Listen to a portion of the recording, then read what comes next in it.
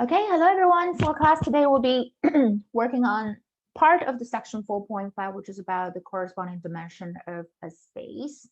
I would still like to recall my story that I told you guys back in Chinese ancient history, philosophy. There's always 5 elements, so-called 金木水土.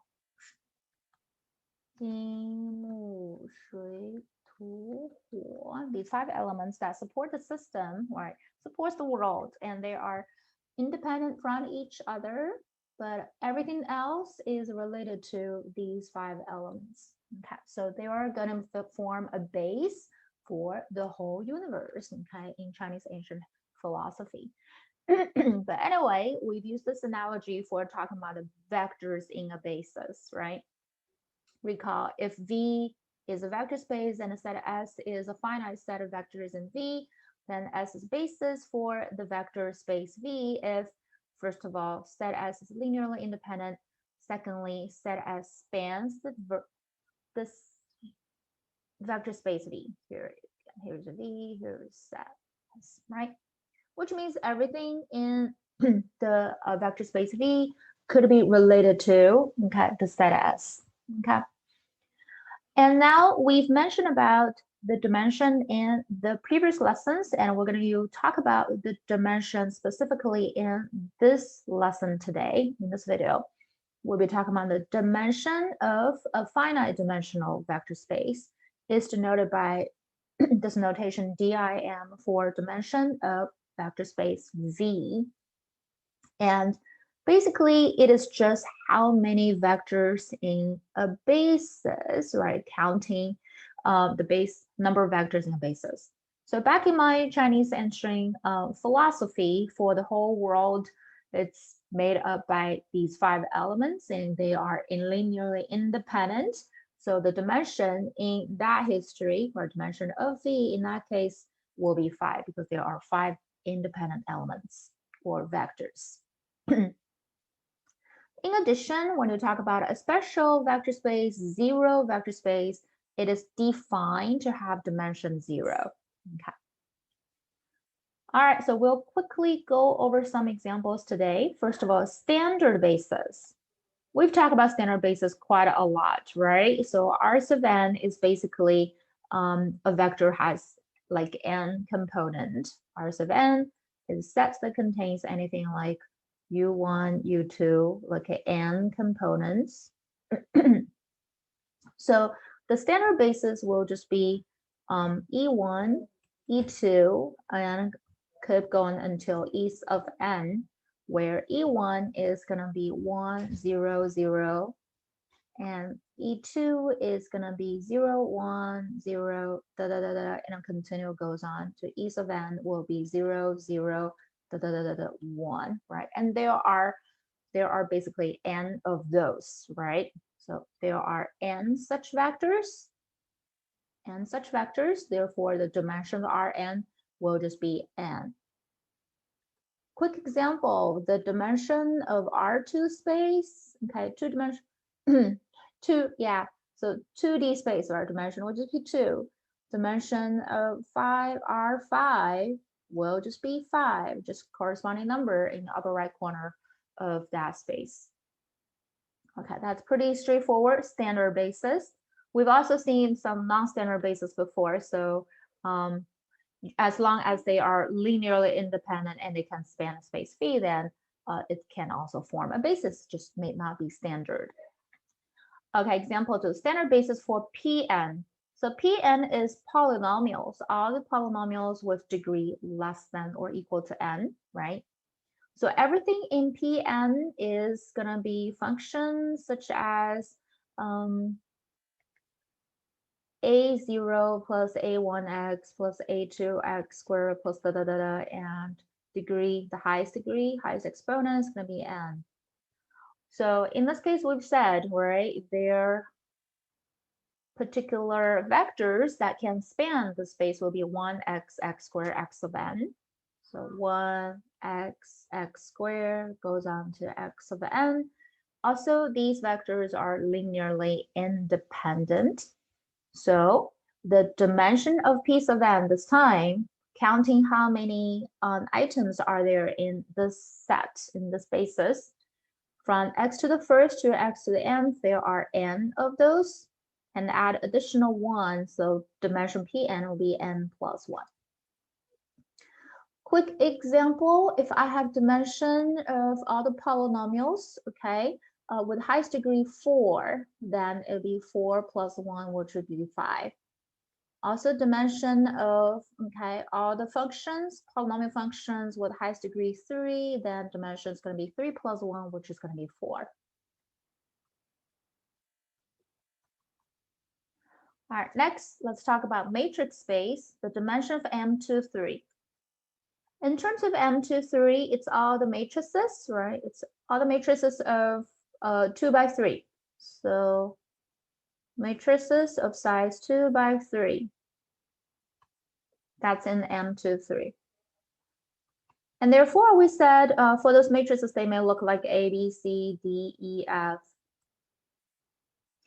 And for these A, B, C, D, E, F, they can be written as A times 1, 0, 0, 0, 0, 0 plus B times 0, 1, 0, 0, 0, 0 plus da, da, da, right? In a similar fashion until the last entry F, 0, 0, 0, 0, 0, 1.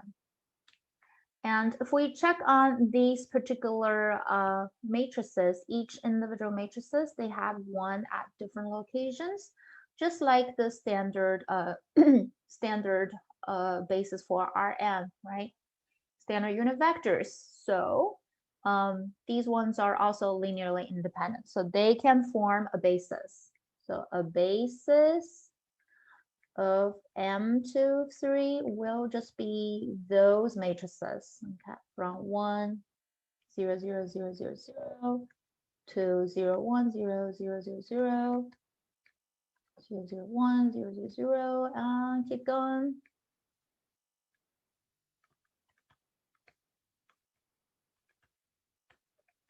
And to 0, 0, 0, 0, 0, 1, okay? So there are 6 of those, right? The dimension is actually 6. And you can also tell 6 happens matches how many elements there are. That's just 2 times 3. Okay, therefore, in general, if we're trying to write down dimension of matrices of size n by m, using the same analogy, we just need to figure out how many corresponding positions there are, right? There are n by m of those.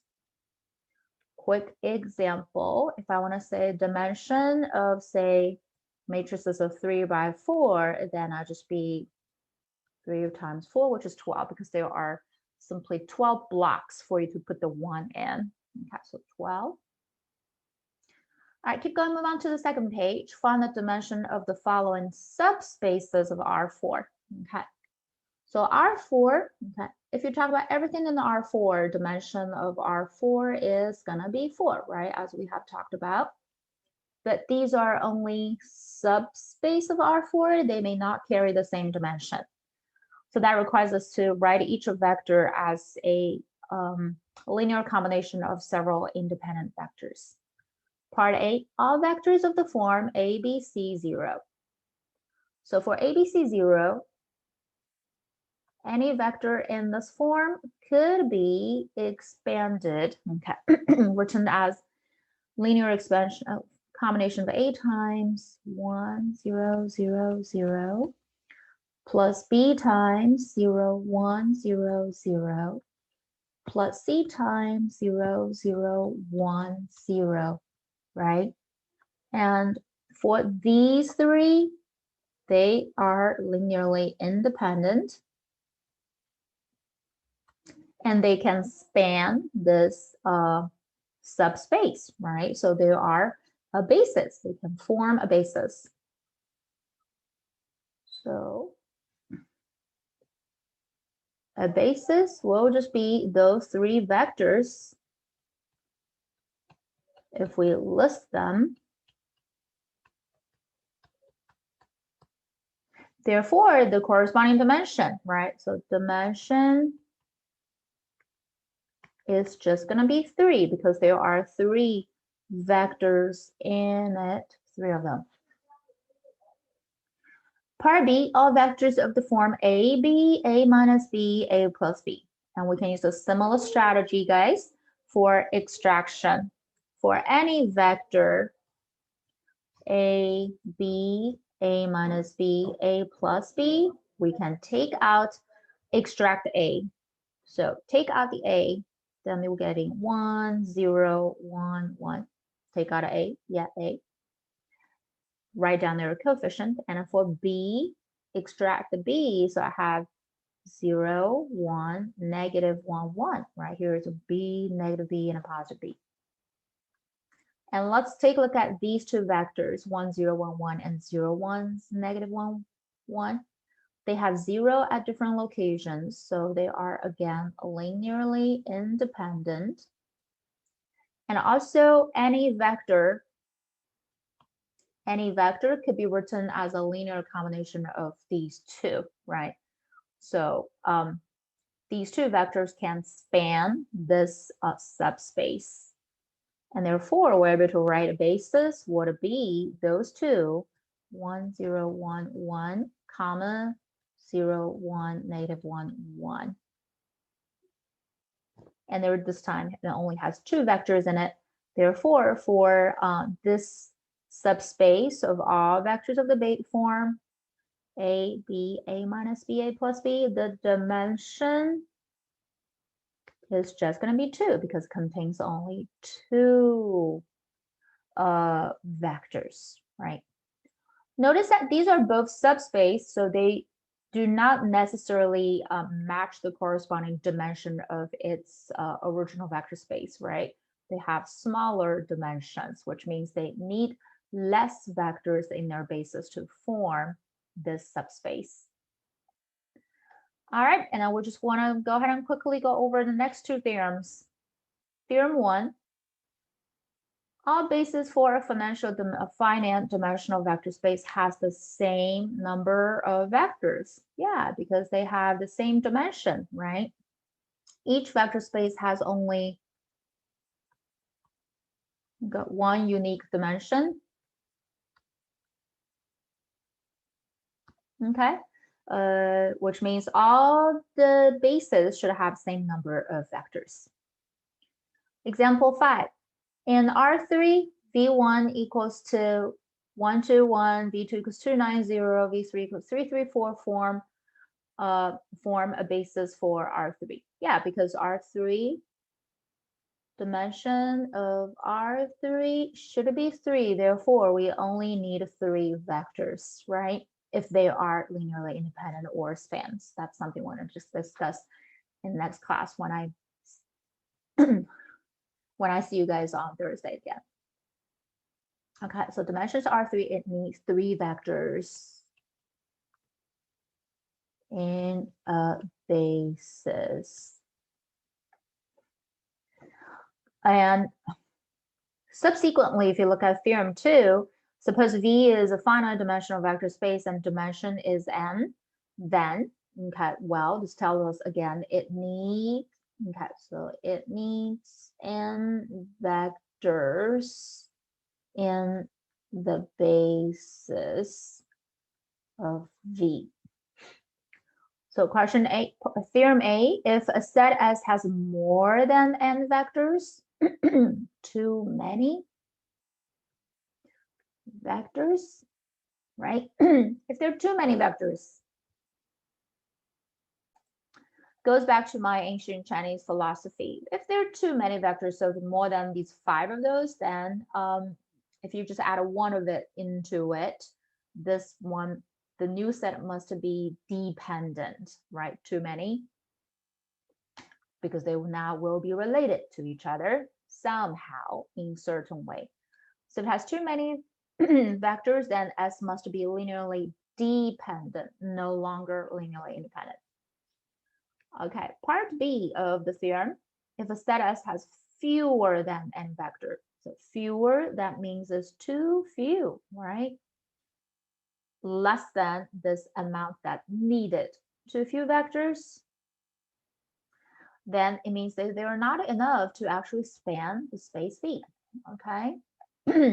Suppose this time you only see 金木水土, right? Only 4 of them. They're not enough to support the whole world system, okay? Whole Earth. So they will not be able to span the whole system. That's what I meant. So then S does not span B. So those are 2 extreme conditions. Now keep in mind, if dimension is n, then we need n, okay, n vectors, exactly n, not more than n or less than n. Let's look at next question, example 6. Consider R2, U1, U2, U3 is linearly independent. If you talk about, okay, R linearly independent, I meant by a set. And the set of V1, V2, V3 cannot form a basis for R2. Yeah, because for R2, dimension is 2, right? So we only need, it needs only 2 vectors in a basis. But now we have this V1, V2, and a V3, okay, has more than 2 vectors. So they must be, the vectors must be linearly dependent. They will be related to each other, okay? Which means they cannot form a basis.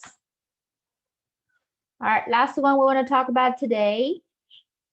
Example 7, consider R3 S is 1, 2, 3, 0, 1, 2 does not span R3. Yeah, for R3, dimension of R3 should be 3. So it needs 3 vectors in a basis, right? And currently the set S has only 2 vectors. Has only 2 vectors, which means not enough. Not enough vectors, right? So S cannot span the R3. Okay, so the set S cannot form a basis, in other words, of R3. Not enough vectors. All right, we'll continue the topic on Thursday, but that's what we are learning today, okay? And please also finish up the relevant homework I'll be posting on the Canvas. Thank you, guys.